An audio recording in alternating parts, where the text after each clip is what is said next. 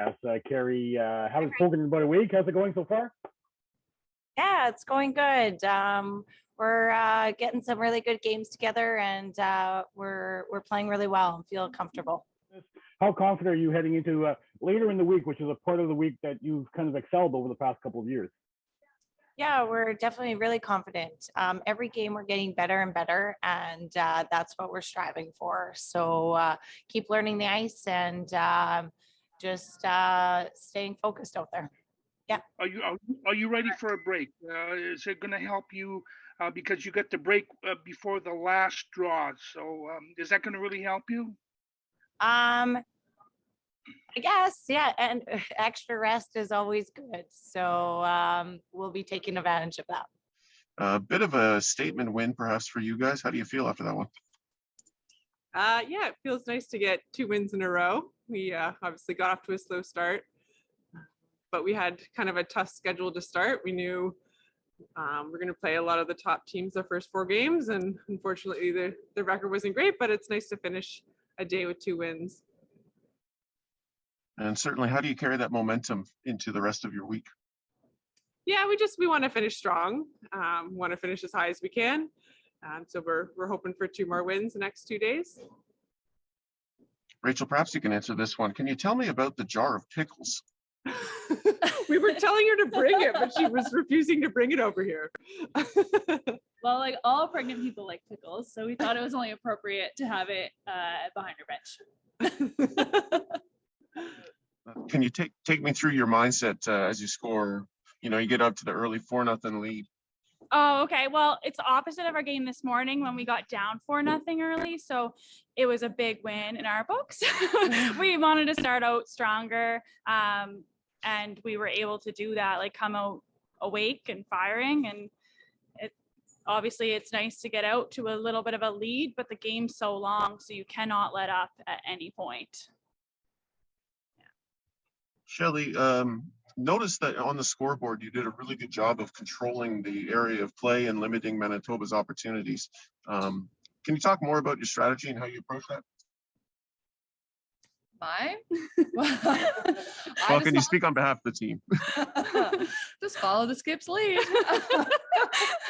I think it's something that we have paid attention to and tried to focus on this year.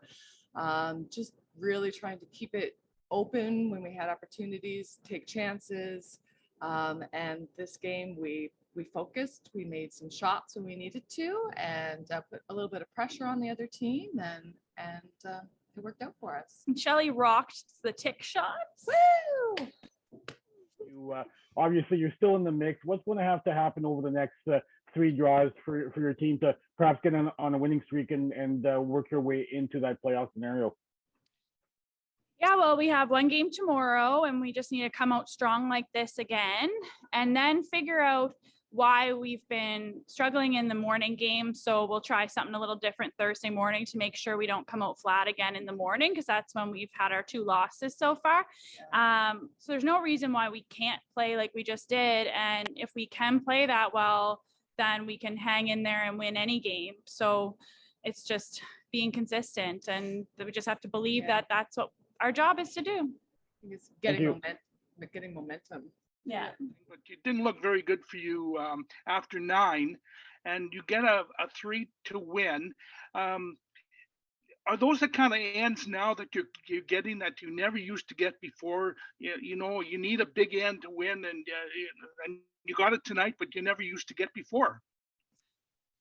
Yeah, I think so. I mean, since we had our coach John Epping, he's always told us like being down 2 is okay coming home, because the chance of getting 3 with the 5 rock rule is higher than maybe stealing, because most teams make those ticks. So it was a very sloppy 9th end, just trying to get that force. I think every rock was in play, and it was looking a little scary for a while, but it worked out. And even the 10th end didn't look pretty to get our deuce, and Lori just really turned her last hit, and we got lucky. We were outplayed most of that game.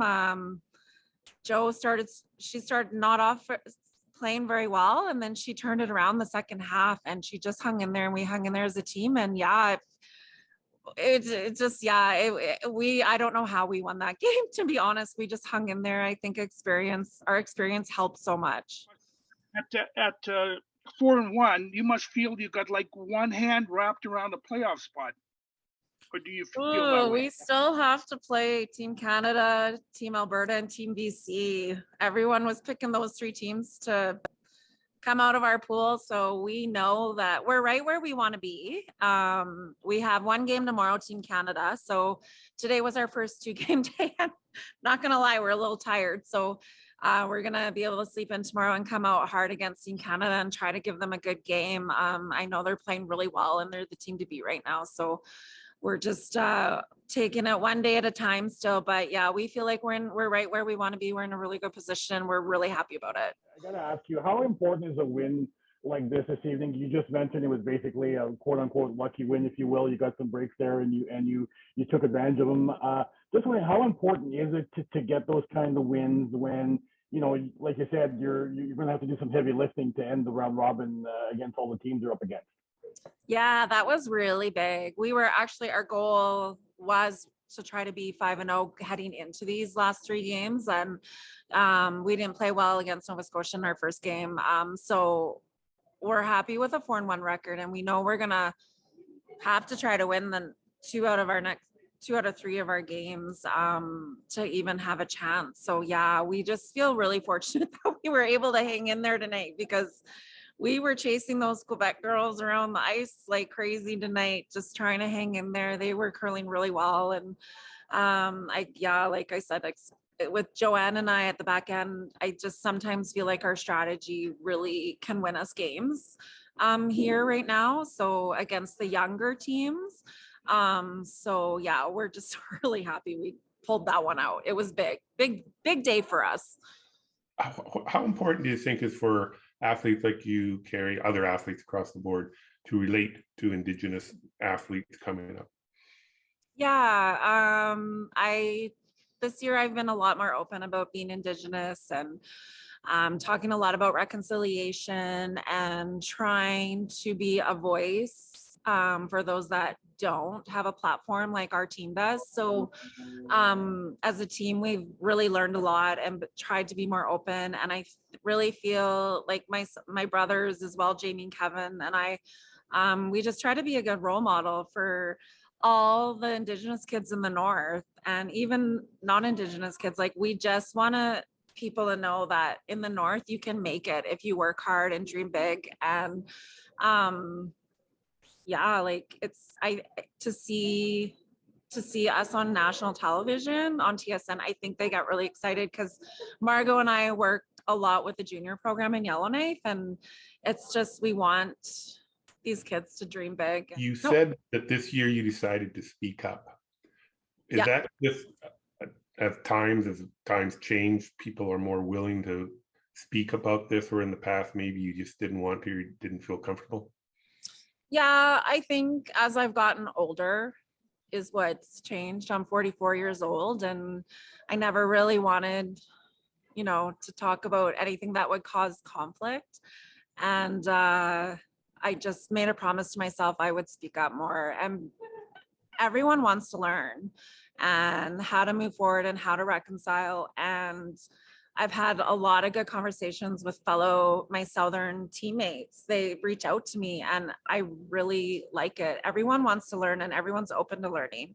So I think that's what the difference is now, is people want to learn. And there's so many people that never knew anything about residential schools. I know it's come to light more in the news, which has helped bring it to light. So I don't know. I think it's just age as I've gotten older. And my brothers and I talk about it a lot now. We never used to. We just kind of used to ignore it. And our family's been hugely impacted by residential schools with my father. So yeah. And just, I'm sorry, one quick last question. What background do you have, Kerri? So we are Gwich'in, which is from the Beaufort Delta area. My dad was born in Aklavik. So we're part of the Gwich'in Nation.